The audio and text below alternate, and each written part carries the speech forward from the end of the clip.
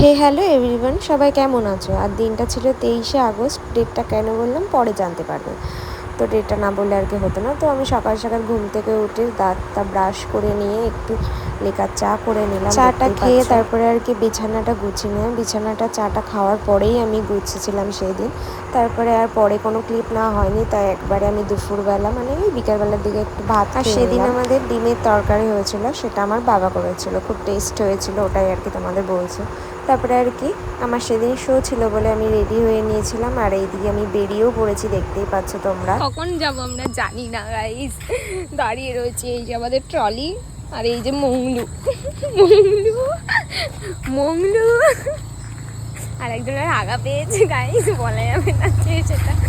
আর আমাদের গাড়ি এখনো এসে পারলো না।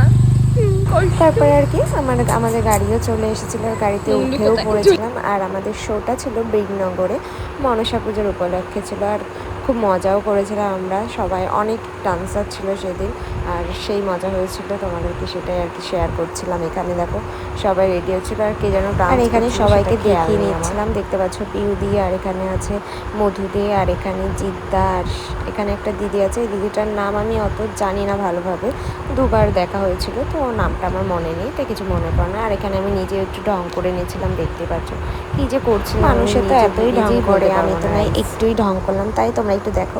তারপরে আর কি জাস্ট জোক করলাম, কিছু মনে করো না গাইস। তারপরে আমাদের খেতে দিয়ে দিয়েছিল, আমাদের প্রোগ্রাম শেষ হয়ে গেছিলো ওই 2টোর সময় শেষ হয়েছিল, একটু লেট করেই শুরু হয়েছিল তাই। তারপরে এখানে আমরা খাচ্ছিলাম, আর এখানে সত্যি বলতে তরকারি মানে ডালটা এত সুন্দর করে, পেঁয়াজের ডাল খুব সুন্দর করে। তো আমরা খেয়ে দিয়ে এখানে সানিদাকে দেখাচ্ছিলাম। তো আজকের ভিডিওটা এতটাই গাইস।